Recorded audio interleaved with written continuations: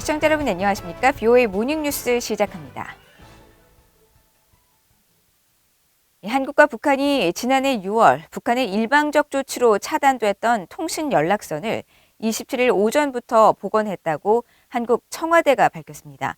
남북관계 개선과 미북 협상 재개에 어떤 영향을 줄지 주목되는 가운데 전문가들은 대화 재개가 바로 이어질지에 대해서는 신중한 반응을 보이면서 한국 정부와 여당을 돕기 위한 북한의 남북 정상회담 같은 행보 가능성도 거론되고 있습니다.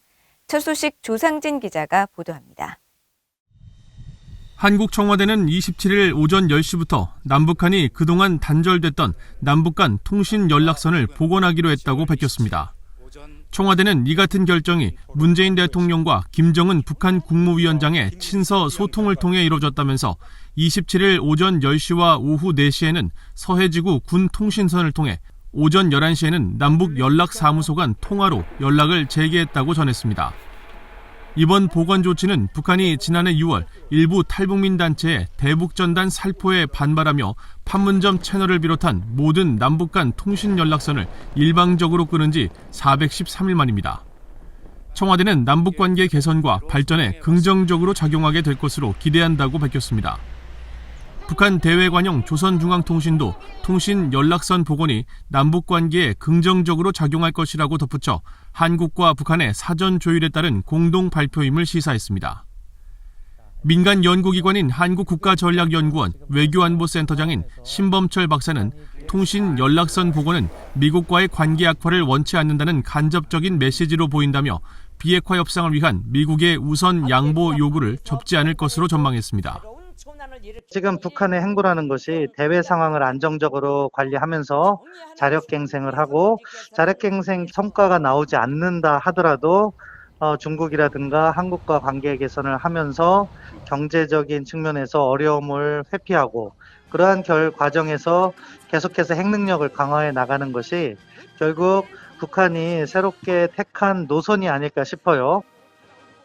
한국 정부 산하 국책연구기관인 통일연구원의 조한범 박사는 심각한 내부 위기에 직면한 북한이 한국 문재인 정부 임기 내에 어떻게든 상황을 타개해보려는 움직임으로 평가했습니다.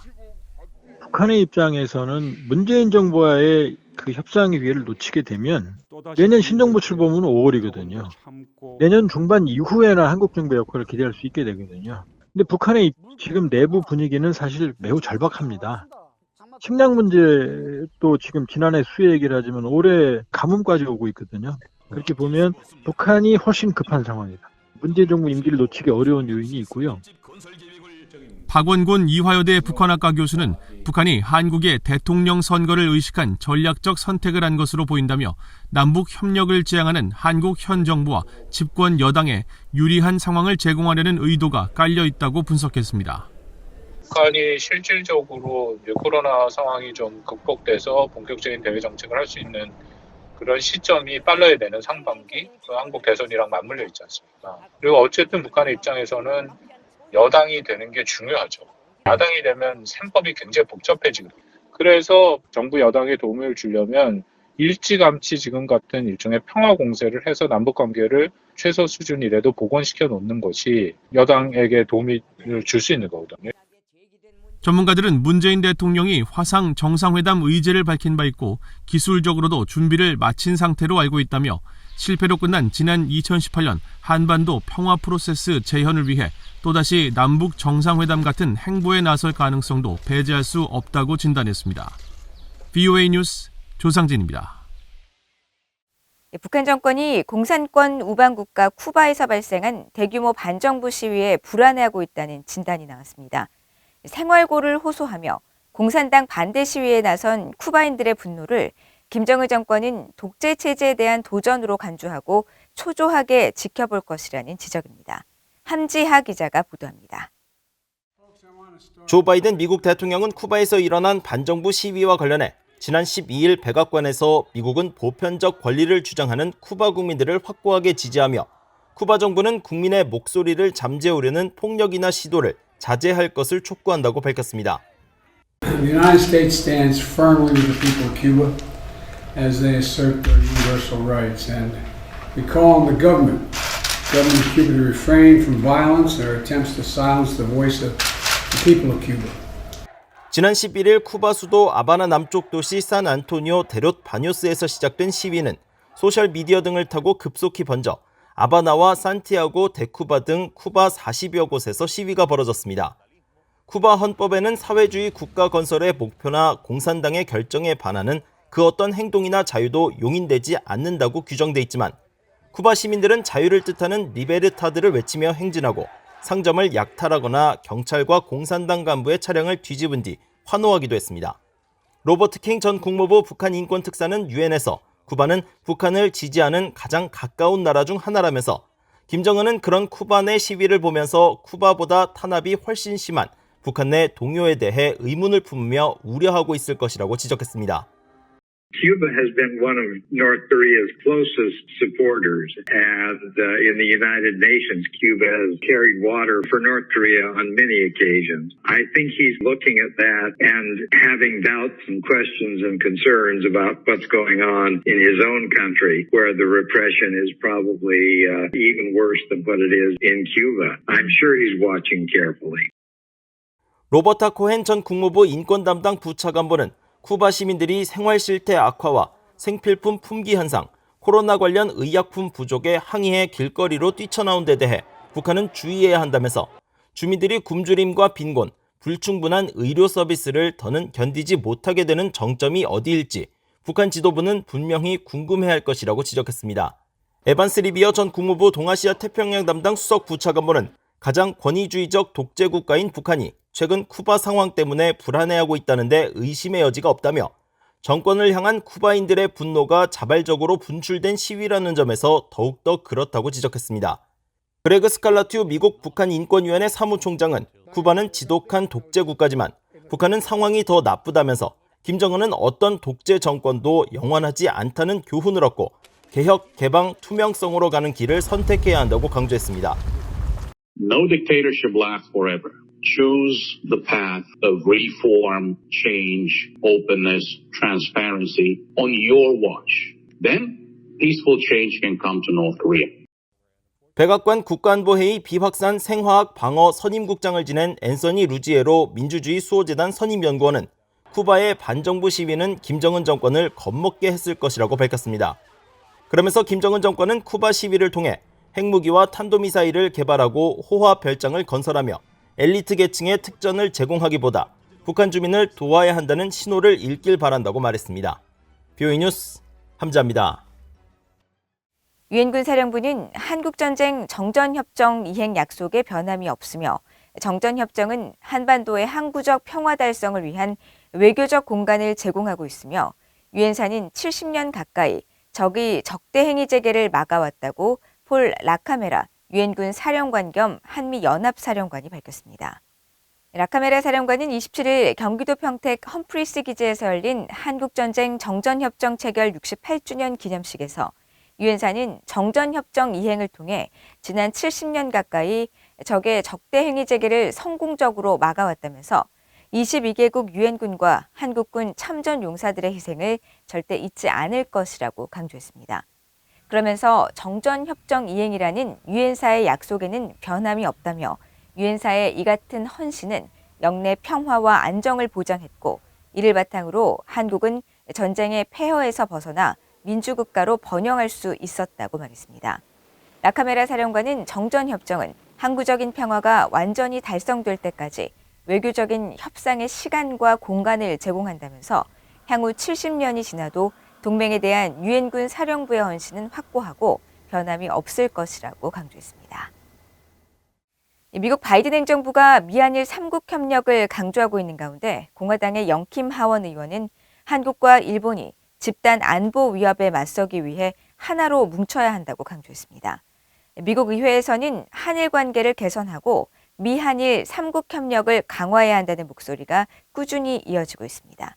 이조은 기자가 보도합니다.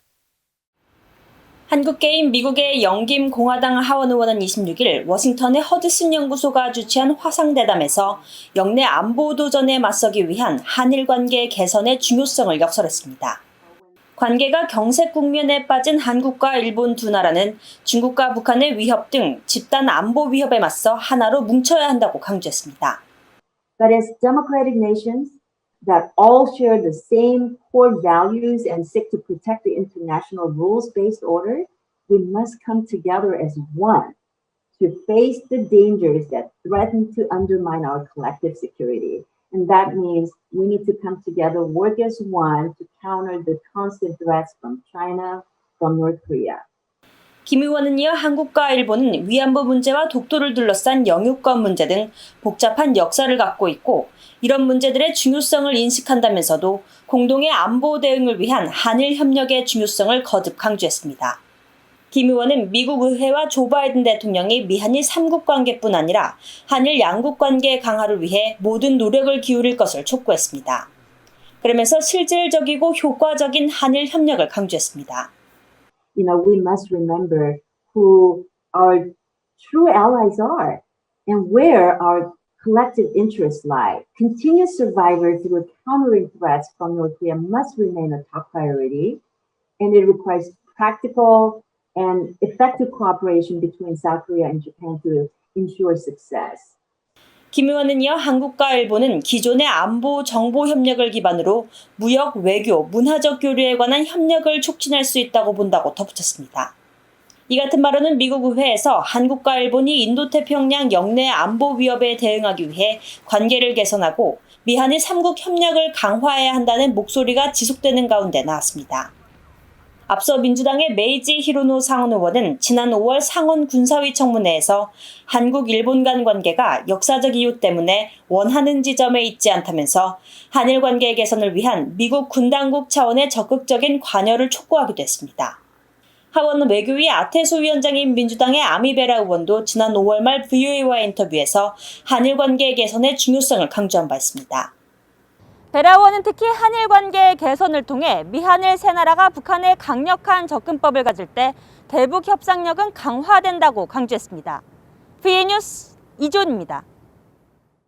한국의 북한 인권단체가 중국 정부의 최근 알려진 탈북민 강제 북송 사건에 대해 강력히 규탄하고 한국 정부도 각성해 구제 조치에 적극 나서라고 촉구했습니다. 한국의 북한 인권단체인 한반도 인권과 통일을 위한 변호사 모임 한변은 27일 서울 중국대사관 앞에서 집회를 열고 중국 정부가 지난 14일 선양에 구금 중이던 탈북민 50여 명을 강제 북송한 것은 난민 협약과 고문 방지 협약 등 국제 인권 규범에 대한 중대한 위반이라며 강력히 규탄했습니다. 그러면서 중국은 강제 북송된 탈북민들에 대한 안전한 귀환 조치를 신속하게 취하고 이 사건에 대해 방관하고 있는 한국 정부는 즉시 탈북민 송환 등 만반의 구제 조치에 나서야 한다고 촉구했습니다. 이날 집회에 참석한 한국국회 제1야당 국민의힘 소속 장기표 정책연구원장은 중국 정부는 인권과 자유를 외면하고 한국 정부는 인권을 표방한다지만 정작 북한 인권에는 입도 떼지 못한다면서 북한의 저자세를 취하면 취할수록 북한 인권은 더 유린되고 있는 현실을 한국 정부는 직시해야 한다고 밝혔습니다. 일본 정부는 북한의 식량난과 수해 등 자연재해 상황에 대해 주시하고 있으며 신중히 살펴본 뒤 인도적 지원을 판단할 것이라고 가토 가스노부 일본 관방장관이 밝혔습니다. 일본 정부의 대변인인 가토 장관은 27일 정례 기자회견에서 북한의 식량난 상황에 대한 평가를 묻는 질문에 북한 동향과 관련해 미국, 한국 등 유관국과 긴밀히 연계하면서 중대한 관심을 갖고 정보 수집과 분석에 노력하고 있다면서 이같이 말했습니다. 이어 북한으로부터 지원 요청을 받았냐는 질문에 일본 정부는 북한에 대한 인도적 지원에 대한 필요성을 종합적이고 신중하게 살펴본 뒤 적절하게 판단하겠다는 입장을 갖고 있다고 설명했습니다. 북한은 현재 2주 넘게 지속되는 폭염과 이에 따른 농업용수 부족으로 최대 곡물 생산지인 황해남도 등 각지에서 피해가 이어지고 있으며 신종 코로나 바이러스 방역을 이유로 장기간 국경을 봉쇄하면서 수입이 급감해 심각한 식량난을 겪고 있는 것으로 알려졌습니다. 이상으로 VOA 모닝뉴스를 모두 마칩니다. 시청해주신 여러분 고맙습니다.